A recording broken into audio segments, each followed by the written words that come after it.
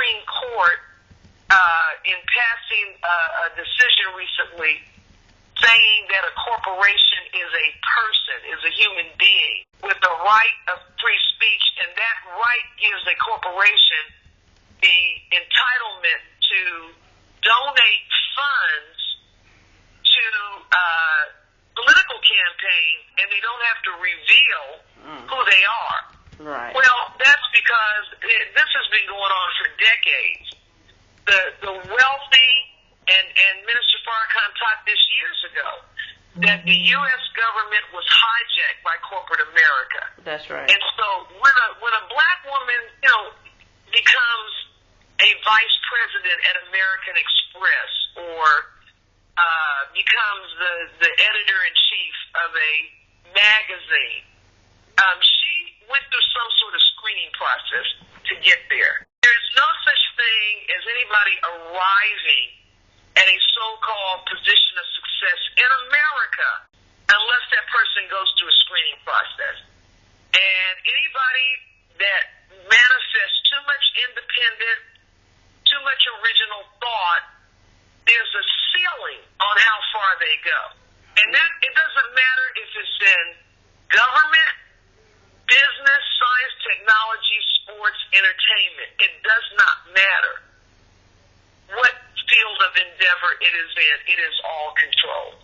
And so, back to your question, it is absolutely true that probably the segment of black women that have the most difficulty finding a suitable mate is always going to be that professional class, because black women are there's a calculation by the wealthy white male-dominated group that allows a number of black females to succeed and does not allow the black male. And if he does come through, he too undergoes a mental process, and that is why 95% of the few black men that are financially stable will choose a white female as the mate. See, that all has to do with wealth distribution. So this is why, Tiger Woods,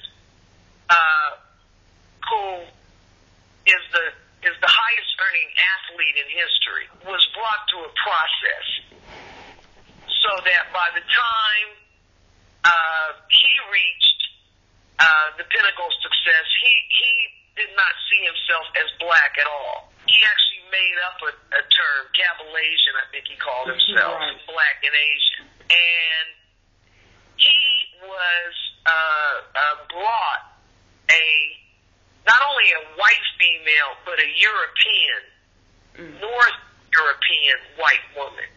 And that woman was brought to him and put in his face. And he married her, and ultimately it was inevitable that it would not last because he was not ready for marriage.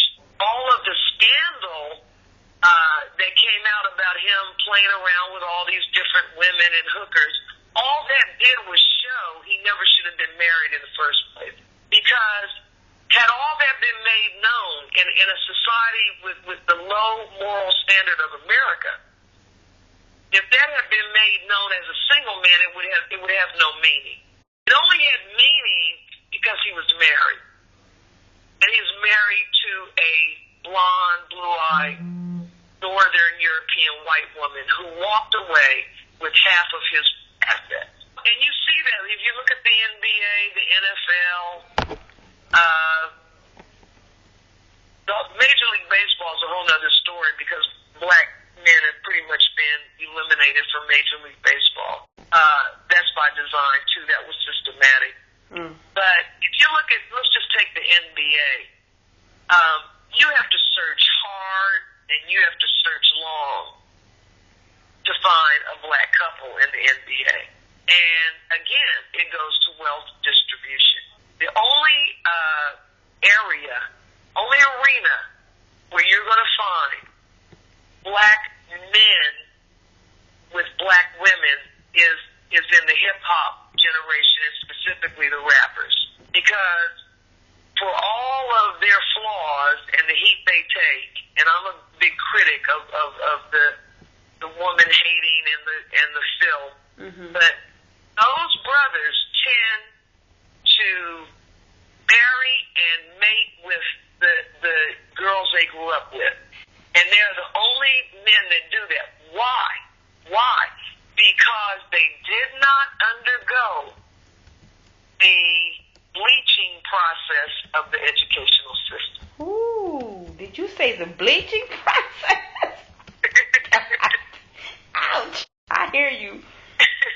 A lot of those brothers that came off the street, they didn't undergo that bleaching process. And they understand the meaning of a helpmeet. And oftentimes you see them with that same sister they were with in high school. And even if they're not married, they take care of those children. And they make sure that sister lives well. And they are the first generation that have done that.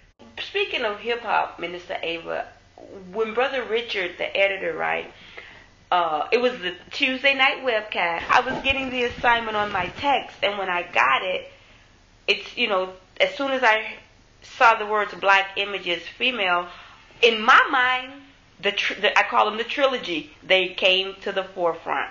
Rihanna, Beyonce, Nicki Minaj.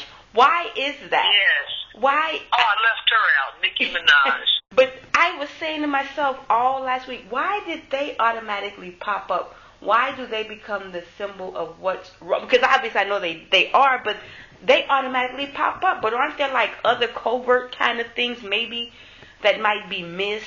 But anyway, that was my question. Like, why did they automatically came into view? Automatically. Well, because their image is so pervasive in the media. You know, the magazines, the television, the award show, the concert. I mean, they are the handful that, again, you know, they survive the selection process. There's always a few, a handful, that are allowed to go the distance, and that's how plutocracy is successful. See, how is it that a few wealthy rule over the masses? Because the masses are made to believe there's a chance they too can become wealthy. It reminds me of what my little boy asked me last night about the lottery. He said, "Do we ever play that?" I said, "Do you see me buy a ticket?" And I started explaining to him about that. It's a hope. It's a pipe. Okay, but okay, yeah. That's a good illustration of the mathematical odds of us being successful. It's really no higher than gambling. Ooh. And we're taught in the Quran not to gamble, but living in white America, you don't have any more chance of being successful than you do playing the lottery. And let's look at the lottery. Who wins the lotteries? Who plays the lottery the most and wins the least? 99.9% of the time, it's some very white people in rural places that win, and they don't really know what to do with the money. But again, we're talking about wealth distribution, and we're also talking about quelling the dissatisfaction in the masses.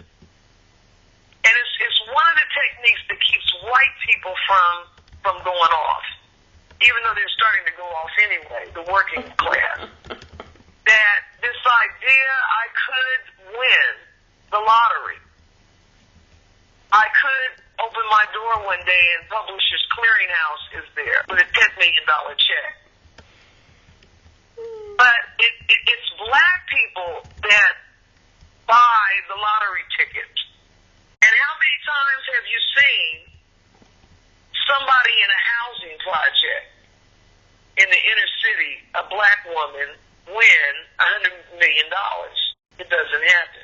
How do we get back to this thing? I don't want to say black womanhood, because womanhood. I mean, then if you're talking about that, then you are talking about black, right? But to the original womanhood, how do we find our way by doing our part so that we can be sat on top of civilization, Minister Ava? Because we need a solution. I mean, the minister brought us to the Vanguard retreat, and he spoke to us on Sunday. It's like time is ticking. How do we get back there?